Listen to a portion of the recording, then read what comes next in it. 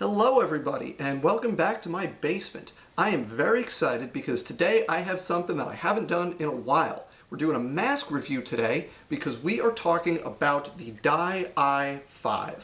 So the Dye i5, or Envision 5, is Dye's new, quote-unquote, new high-end goggle system. I put it in quotes because I think it's almost a year old at this point, but I finally got my hands on a pair, so let's talk about it. So starting from the back, actually, the first thing we're going to talk about is the strap. Dye has done something new here by introducing a ratcheting strap. So if you look here, the sides, that's your pretty standard goggle strap. But back here, this is completely different. This is not your normal goggle strap. Rather than being the kind of thing where you have those two plastic clips and you move them closer together or further apart to tighten or loosen the strap, with this, you simply turn this knob to tighten or loosen the strap. So you put the goggles on, I'll show you later how to do this, but you put the goggles on, you tighten it up, and that's how you tighten it. You want to take the goggles off, you loosen the strap, comes right off. So that's very different and somewhat innovative in the paintball goggle market. The lens on these goggles is the same lens as the Dye i4s, which is great for a number of reasons. Obviously, being backwards compatible is great. It means if you have an i4, you have spare lenses, you don't need to buy new lenses if you want to upgrade your mask. This lens is, of course, a thermal lens. You can see that it's a true dual pane thermal lens. It has very wide field of view. It's an excellent lens. It's one of the better lenses on the market, I think, and if it ain't broke, don't fix it. So they're using the old lenses, which I personally think is wonderful. You can get them in clear, you can get them shaded or tinted, you get amber, and you get tons of different mirrors and fades and whatever other colors you want. There are tons of options out there. Like the Dye i4, the i5 has a quick change lens system. It's very quick, it's very easy, but like many other masks, like the Virtue Vio, for example, the system is very stiff out of the box, so it's really not that easy initially. But you pop the lens in and out a few times, and it loosens up, and then it becomes a quick change system. So let me show you how this works. On either side of the mask, you have two clips. You have a little blue clip on hinges right here, and then just in front of it, this little gray clip with two push tabs, one on the top, one on the bottom. To remove the lens, you have to push those tabs and slide the gray piece forwards. That allows you to flip the blue piece inwards.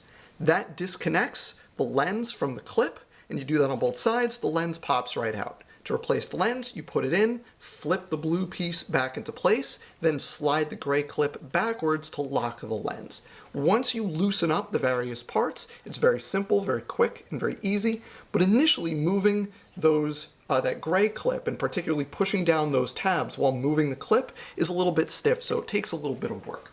The foam on these goggles is quite different from the i4. The i4 was actually criticized for their foam. This foam is much more robust. It feels like it's going to last a lot longer than the i4 foam, and it has a very soft, almost fleece-like layer on the front, so it's very comfortable against your face. A nice feature with this foam is that both the top and bottom foam sit on a little plastic rider that clips into place. So if you need to replace the foam, you can pop out this piece of plastic and replace the foam with a new one. Another tiny feature, but useful for many people, is that there is actually two pieces of foam here. You've got an upper foam and a lower foam with a little gap in between on either side to accommodate the earpieces for eyeglasses. So if you have to wear glasses with your mask, this can accommodate them fairly well. One more feature I'll point out before we get to the coverage and everything is a really nice innovation, and that's an integrated camera mounting point. So you'll see there is the little Dye logo on the side right here. Well, this mask actually comes with a piece that you can use to replace one of these. If you look right here, I don't have a Dye logo, I have a contour mount attached. Now you can't see it because it's covered by the mount, but this little black piece underneath the mount, that comes with the mask, and it sits flush against the contours of the mask. So when you flip this blue clip forwards, as though you're removing the lens, you can remove the little clip that holds that Dye logo in place, put the mounting bracket in, and then replace the clip that locks the mounting point in place. Once you do that, now you have an integrated camera mount. You can put a screw through there to attach, for instance, a GoPro mount, or you could do what I did because it's a flat surface and just use one of the adhesive contour mounts. Either way, it's a very nice feature that allows you to very easily attach a camera to the mask without having to mod the mask like drilling holes or anything like that. So let's look at the coverage and breathability of this mask. So the first thing I'll actually show you is the strap. So we're going to make it nice and loose here. Okay, so the strap is nice and loose. Slip it on. And then once you have the mask in place, you simply turn this little knob here and tighten that mask up. So first thing here is the breathability. This mask is quite breathable. I'd say it's comparable to something like a Flex 8. It's not as breathable as a Pro Flex or an E-Flex, but it's definitely in that second tier of breathability. It's way better than the Dye i4s, and considering how close it sits to your face, it is surprisingly breathable. One downside to sitting so close to your face is that you do get a bit of echo with the sound, so my voice to me sounds very loud right now. This is not a problem that is unique to this mask. It tends to be a problem with masks that sit close to your face, but it is noticeable in this case, so be aware of that. Finally, the coverage. Starting with the chin, this mask is significantly improved over the i4, but it's still not great in the chin region. It's fine, but it's not great. So if you look here, just a little bit of the bottom of my chin is exposed out of the bottom of this mask. It's not a lot, it's less than the i4, but it is a little bit exposed right here on the front. Now as you look to the jawline, this is where you see major improvement over the i4. I read somewhere that this mask has about 20% more jawline coverage than the i4, and just anecdotally, that sounds about right to me. So if you look at this jawline coverage, it actually follows my jawline pretty closely, whereas the i4 exposed a fairly significant portion of my cheek, despite the nice close fit. Now one thing about this mask and its jawline coverage is it is an extremely close fit to your face, which means you can get a fairly high degree of coverage while maintaining a fairly small, tight mask.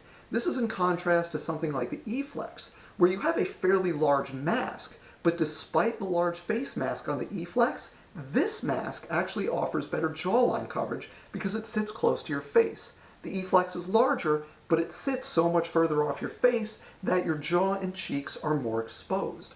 Finally, as you go up to the ears, you see that this mask has excellent ear coverage. These pads, these ear pads, are fairly thick and robust. They actually have a nice soft pad on the inside, so they're not pressing down uncomfortably on your ears.